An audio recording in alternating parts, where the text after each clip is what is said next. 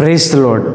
I greet you very good morning in the precious name of our Lord and Savior, Jesus Christ. మన ప్రభువును రక్షకుడైన యేసుక్రీస్తు నామంలో మీ అందరికీ శుభాలు తెలియజేస్తున్నాను. ఎలా ఉన్నారు? మీరంతా బాగున్నారా? మీకోసం ఎల్లప్పుడూ ప్రార్థన చేస్తున్నాను. ఈ వాగ్దానాల ద్వారా మీరు దేవునిలో బలపడుతున్నారని మీరు తెలియపరుస్తున్న విషయానికి ఎంతగానో ప్రభువుని స్తుతిస్తున్నాను. దేవుడు తన వాగ్దానాలని మన పట్ల నెరవేర్చుకోవడం, విశ్వాసంతో దేవుని వాగ్దానాలు పెట్టి ప్రార్థన చేయండి. దేవుడు మీ జీవితంలో నెరవేరుస్తారని. ఈరోజు కూడా ఒక వాగ్దానం ధ్యానం చేద్దాం. చూడండి, బైబిల్ చిన్న వాళ్ళంతా ఓపెన్ చేద్దాం. హోషేయ గ్రంథము 14వ అధ్యాయము 8వ వచనము. నా వలననే నీకు ఫలము కలుగును. హల్లెలూయా. దేవుని వలననే మనకి ఫలం కలుగుతుందని. మనుషులకి కొన్ని కార్యాలు మాత్రమే సాధ్యం, అయితే దేవునికి సమస్తము కూడా సాధ్యమే అని. అనారోగ్యం విషయంలో స్వస్థపరచడం దేవునికి సాధ్యం, ఉద్యోగం ఇవ్వడం దేవునికి సాధ్యం, మ్యారేజ్ విషయంలో సహాయం చేయడం దేవునికి సాధ్యం, ఆ ఇల్లు కట్టించడం దేవునికి సాధ్యం, పడిపోయిన మీ జీవితాన్ని తిరిగి నిలబెట్టడం దేవునికి సాధ్యం. దేవుని వలన మీకు ఫలం కలుగుతుందని. మనం చేసే ప్రతి పనికి కూడా దేవుడు ఫలాన్ని ఇచ్చేవారని.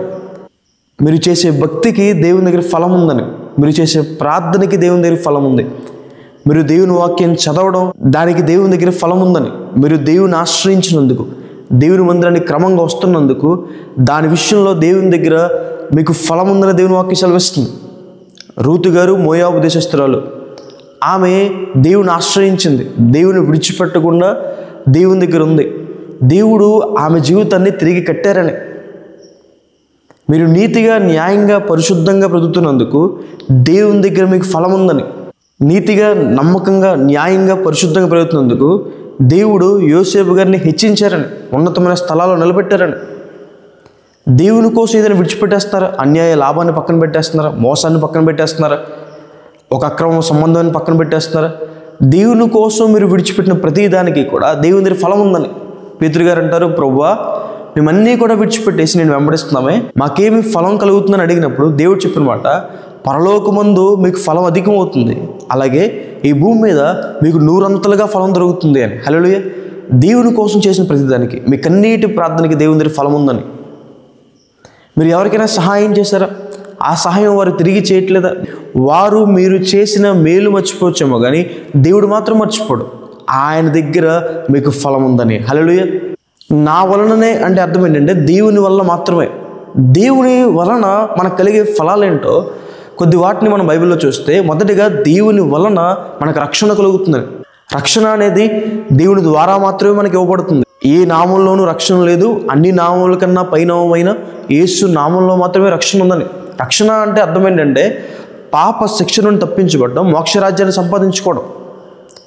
కోడెల రక్తం ద్వారా కానీ, మేకల రక్తం ద్వారా కానీ మనిషికి పాపక్షమాపణ దొరకదని.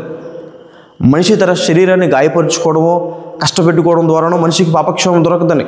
లేదా దానాలు చేయడమో, ధర్మాలు చేయడం ద్వారానో మనిషికి పాపక్షేమం దొరకదని. సర్వాన్ని సృష్టించిన దేవుడు తన రక్తాన్ని చెందించడం ద్వారా మనకి పాపక్షేమం దొరుకుతుందని. ఎవరైతే ఆయన దగ్గరికి వచ్చి తన పాపాలు ఒప్పుకుంటారో వారిని దేవుడు క్షమిస్తాడని. వారి ప్రతి పాపాన్ని దేవుడు కొట్టివేస్తాడని దేవుని వాక్యం సెలవిస్తుంది.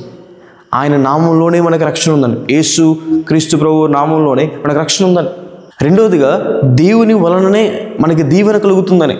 దేవుడు మనల్ని దీవించేవారు, ఆశీర్వదించేవారు. ఆత్మ సంబంధమైన ఆశీర్వాదంతోనూ, ఇహలోక సంబంధమైన ఆశీర్వాదంతోనూ దేవుడు మనల్ని నింపేవారని.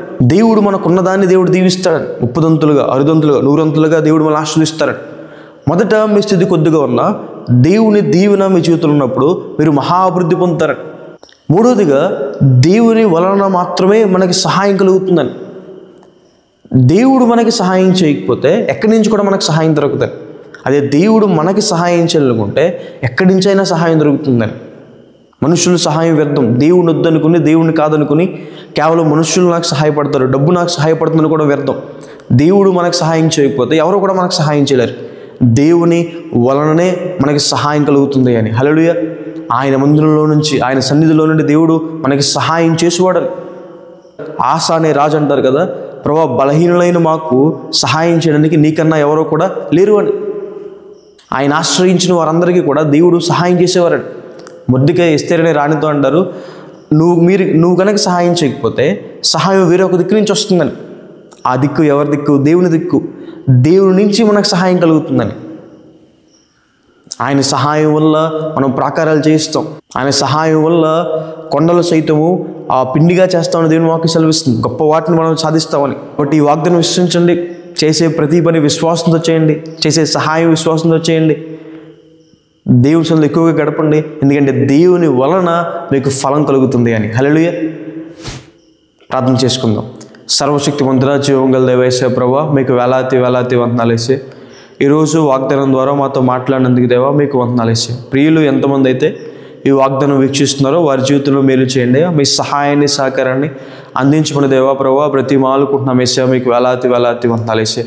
వారి ప్రతి అవసరం తీర్చండి. మీ సహాయాన్ని సహకారం అందించండి ప్రభువా. వారు మిమ్మల్ని ఆశ్రయిస్తున్నందుకు ప్రభువా, ప్రతిరోజు ఈ వాగ్దానం వింటున్నందుకు ప్రభువా వాళ్ళకి ఫలాన్ని దయచేయండి. వారి విశ్వాస పరిధి ప్రకారం ప్రభువా వారి జీవితంలో మేలు చేయండి. కృపను గురించండి ప్రభువా. వారికి స్వస్థత దయచేయండి, ఆరోగ్యాన్ని దయచేయండి ప్రభా. అప్పుల బాధలు విడుదల దయచేయండి, ఆశీర్వదించండి ప్రభా. యేసయ్య ప్రభా మీ సహాయం వరకు దయచేయండి ప్రభా.